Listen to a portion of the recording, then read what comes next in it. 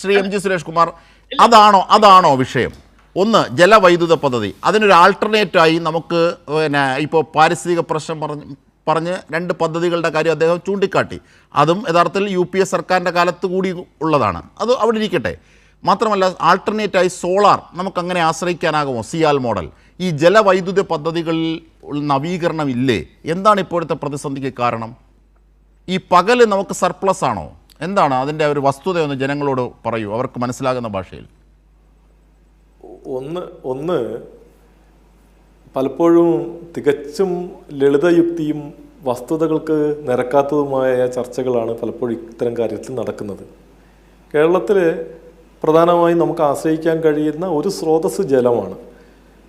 പക്ഷേ നമുക്ക് ഈ പറഞ്ഞ പോലെ നമ്മുടെ മൊത്തം ആവശ്യകതയുടെ ഒരു 20%, 25% അപ്പുറത്തേക്ക് ജലവൈദ്യുത പദ്ധതികളിൽ നിന്ന് കിട്ടുന്ന വൈദ്യുതി കൊണ്ട് മതിയാവില്ല. ഇപ്പം പണി നടന്നുകൊണ്ടിരിക്കുന്ന പദ്ധതികൾ എടുത്താലും നമ്മളെ സംബന്ധിച്ചിടത്തോളം വളരെ കുറഞ്ഞ വൈദ്യുതി മാത്രമേ നമുക്ക് കിട്ടാനുള്ളൂ. ഇപ്പം നമുക്ക് ഒരു വർഷം ഏകദേശം 33,000 മില്യൺ യൂണിറ്റ് വൈദ്യുതി മൊത്തം ഉപയോഗിക്കുന്നുണ്ട്.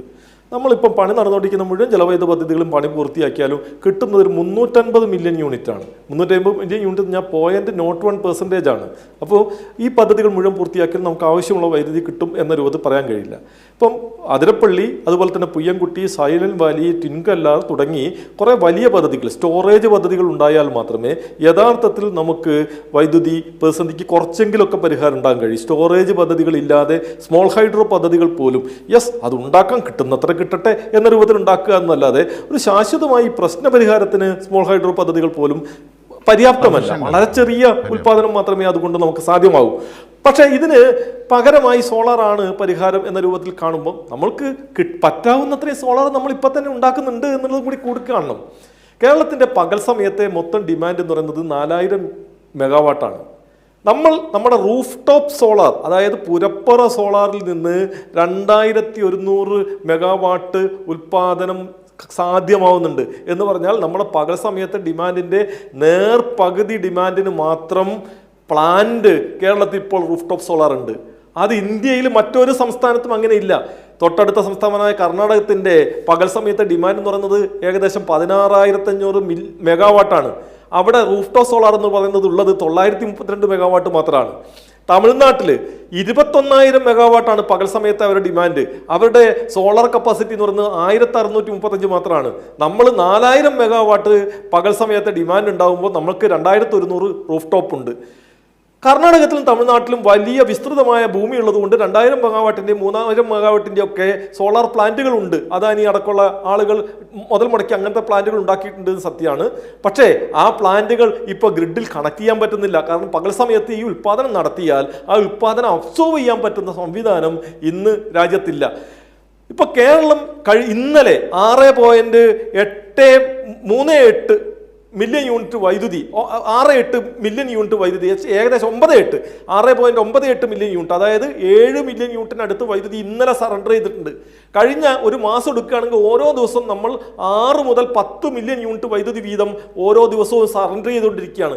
ആ സറണ്ടർ ചെയ്യുന്ന വൈദ്യുതി മുഴുവൻ നമുക്ക് സ്റ്റോർ ചെയ്യാൻ തീരുമാനിച്ചു. പകൽ സമയത്ത് സ്റ്റോർ ചെയ്യാൻ തീരുമാനിച്ചാൽ ആ സ്റ്റോർ ചെയ്യുന്നതിന് നമുക്ക് 2,500 മെഗാവാട്ടിൻ്റെ 4 മണിക്കൂർ സ്റ്റോറേജ് ഉള്ള ബാറ്ററി സംവിധാനം വേണ്ടിവരും. 2,500 മെഗാവാട്ടിൻ്റെ 4 മണിക്കൂർ സ്റ്റോറേജ് ഉള്ള ബാറ്ററി സംവിധാനം എന്ന് പറഞ്ഞാൽ അതിൻ്റെ അർത്ഥം ഏകദേശം 1,000-1,500 കോടി രൂപയുടെ ഇൻവെസ്റ്റ്മെന്റ് എന്നാണ്. അപ്പം പ്രായോഗികമായി കേരളത്തിന് സോളാർ കൊണ്ട് എല്ലാ പ്രശ്നവും പരിഹരിച്ച് കളയാം എന്ന് വിചാരിച്ചാൽ കഴിയില്ല. പിന്നെ എങ്ങനെയാണ് പരിഹരിക്കുക? കേരളത്തിൽ മാത്രം നിന്നുകൊണ്ട് ഈ പ്രശ്നം പരിഹരിക്കാൻ കഴിയില്ല. അത് കഴിയില്ല എന്ന് ദേശീയ അടിസ്ഥാനത്തിൽ നമ്മൾ കണ്ടതാണ്. അതുകൊണ്ടാണ് രാജ്യത്ത് ഉയർന്നു വരുന്ന പുതിയ പദ്ധതികൾ, അത് കൽക്കരി നിലയങ്ങളാണെങ്കിൽ ആണവ നിലയങ്ങളാണെങ്കിൽ, ഇത്തരം പദ്ധതികളുമായി ചർച്ച ചെയ്ത് അവിടുന്ന് കിട്ടുന്ന വൈദ്യുതിക്ക് കരാറ് വെച്ചുകൊണ്ട് തന്നെയാണ് നമ്മൾ ഈ ലക്ഷ്യം നിറവേറ്റുന്നത്. 2016 കേരളത്തിന് വൈദ്യുതി ആവശ്യകത പീക്ക് ഡോട്ട് ഡിമാൻഡ് എന്ന് പറഞ്ഞത് 3,000 മെഗാവാട്ട് മാത്രമായിരുന്നു. ഇപ്പം നമ്മൾ 6,000 മെഗാവാട്ടിന് മുകളിൽ പീക്ക് ലോഡ് ഡിമാൻഡ് ആവശ്യം വരുന്ന അവസ്ഥയിലേക്ക് എത്തി. ഈ 3,000 മെഗാവാട്ടും നമ്മൾ ഇവിടെ ഉൽപ്പാദിപ്പിച്ചിട്ടല്ല നിറവേറ്റിയെന്ന് സത്യം തന്നെയാണ്. നമുക്കിവിടെ ഉൽപ്പാദിപ്പിച്ചിട്ട് അത് നിറവേറ്റാൻ കഴിഞ്ഞിട്ടില്ല എന്നുള്ളതും വസ്തുതയാണ്. പക്ഷേ അതുകൊണ്ട് നമുക്ക് വൈദ്യുതി ലഭ്യത ഇല്ലാതായി എന്ന രൂപത്തിൽ നമ്മൾ കാണേണ്ടതില്ല. നമ്മൾ ഇതിനാവശ്യമായിട്ടുള്ള ക്രമീകരണങ്ങൾ കേരളത്തിന് പുറത്തുള്ള നിരവധി വൈദ്യുതി നിലയങ്ങളുമായി ബന്ധപ്പെട്ടുകൊണ്ട് ക്രമീകരണങ്ങൾ ഏർപ്പെടുത്തിയിട്ടാണ് പ്രശ്നം പരിഹരിച്ചത്. 2023 നമ്മുടെ ദീർഘകാല കരാർ 465 മെഗാവാട്ടിന്റെ ദീർഘകാല കരാർ റെഗുലേറ്ററി കമ്മീഷൻ റദ്ദ് ചെയ്യുന്നു. നേരത്തെ നമ്മുടെ UDF അനുഭാവിയായിട്ടുള്ള അദ്ദേഹം അത് സൂചിപ്പിച്ചു. അങ്ങനെ റദ്ദ് ചെയ്യുന്നത് സംസ്ഥാന സർക്കാർ അത് റദ്ദ് ചെയ്യാൻ പാടില്ല എന്നാവശ്യപ്പെട്ടു. ഞാൻ ആ റെഗുലേറ്ററി കമ്മീഷന്റെ ഹിയറിംഗിൽ പോയി ഒരു കാരണവശാലും റദ്ദ് ചെയ്യരുത് എന്നാവശ്യപ്പെട്ടിട്ടുള്ള ഒരു സംഘടനാ പ്രവർത്തകനാണ്. എങ്കിലും റെഗുലേറ്ററി കമ്മീഷൻ ആ കരാറിന്റെ ഈ ടെൻഡർ നടപടികളിൽ ക്രമക്കേടുണ്ട് എന്ന് പറഞ്ഞുകൊണ്ട് റദ്ദ് ചെയ്തു. അങ്ങനെ റദ്ദ് ചെയ്താൽ സ്വാഭാവികമായും പിറ്റേ ദിവസം ഇവിടെ ലോഡ് ഷെഡിങ് വരേണ്ടതാണ്. പക്ഷെ അങ്ങനെ ലോഡ് ഷെഡിങ്ങോ പവർ കട്ടോ വരാതിരിക്കുന്നതിന് വേണ്ടി ഗവൺമെന്റ് അതിനകത്തൊരു ശക്തമായ ഇടപാട് നടത്തി. വൈദ്യുതി ബോർഡിലെ ഡയറക്ടർമാരടക്കമുള്ള മുഴുവൻ ഉദ്യോഗസ്ഥന്മാരുടെയും മീറ്റിംഗ് വിളിച്ചു ചേർത്ത് അവരോട് വിവിധ സംസ്ഥാനങ്ങളിൽ സർപ്ലസ് ഉള്ള സംസ്ഥാനങ്ങൾ ഏതൊക്കെയുണ്ട് എന്ന് കണ്ടെത്തി ആ സംസ്ഥാനങ്ങളിൽ പോയി ബൈലാറ്ററൽ കരാറുകൾ ഉണ്ടാക്കിക്കൊണ്ട് കേരളത്തിന്റെ വൈദ്യുതി ആവശ്യകത നിറവേറ്റാൻ വേണ്ടി ആവശ്യപ്പെട്ടു. 2 ദിവസം കൊണ്ട് തന്നെ നമുക്ക് അത് ആ നിലയ്ക്ക് അക്കാര്യം ഇപ്പോഴും അങ്ങനെ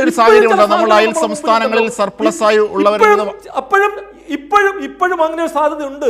ഞാൻ അതും കൂടി സൂചിപ്പിക്കാം. അതായത് ഇന്നലെ നമ്മുടെ കർണാടക ദേശീയ പവർ എക്സ്ചേഞ്ചിൽ ഏകദേശം 600 മെഗാവാട്ട് വൈദ്യുതി ഒരു യൂണിറ്റിന് 9 രൂപ 8 പൈസ തോതിൽ വിറ്റിട്ടുണ്ട്.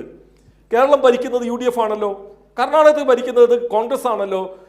നമ്മൾ 10 രൂപയ്ക്ക് മുകളിൽ വൈദ്യുതി വാങ്ങാൻ വേണ്ടിയിട്ടാണല്ലോ ശ്രമിച്ചുകൊണ്ടിരിക്കുന്നത്. അപ്പോൾ 9 രൂപ 8 പൈസയ്ക്ക് വൈദ്യുതി കൊടുക്കാൻ കർണാടകത്തിന്റെ കയ്യിൽ ഉണ്ടാകുമ്പോൾ ഒരു ഉഭയകക്ഷി ചർച്ച നടത്തി അവിടെ നിന്നുള്ള വൈദ്യുതി കേരളത്തിലേക്ക് സോഴ്സ് ചെയ്യാൻ ഒരു ബൈലാറ്ററൽ കരാർ ഉണ്ടാക്കാനുള്ള ഇടപെടൽ എന്തുകൊണ്ട് പൊളിറ്റിക്കലായി നടത്തുന്നില്ല?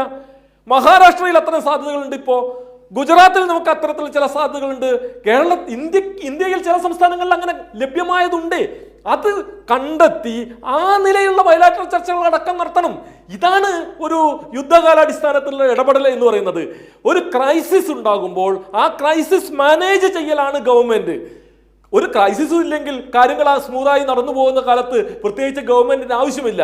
നമ്മൾ പിണറായി ഗവൺമെന്റിനെ ഒരു ക്രൈസിസ് മാനേജ്മെന്റ് ഗവൺമെന്റ് എന്ന് പറയുന്നത് എന്തുകൊണ്ടാണ്? നിരവധി പ്രതിസന്ധികൾ ഉണ്ടാകുമ്പോൾ ആ പ്രതിസന്ധികൾ ഓരോന്നിനെയും ശക്തമായി നേരിട്ട് മുന്നോട്ട് പോയി എന്നതുകൊണ്ടാണ് നമ്മൾ ആ ഗവൺമെന്റിനെ ആ നിലയ്ക്ക് കാണുന്നത്. ക്രൈസിസ് മാനേജ് ചെയ്യാൻ പറ്റുന്നില്ലെങ്കിൽ യഥാർത്ഥത്തിൽ ഈ നിലയിൽ ഒരു ഗവൺമെന്റ് ഉണ്ടായിട്ട് ജനങ്ങൾക്ക് എന്താണ് കാര്യം എന്നുള്ളതാണ് ചോദിക്കാനുള്ളത്.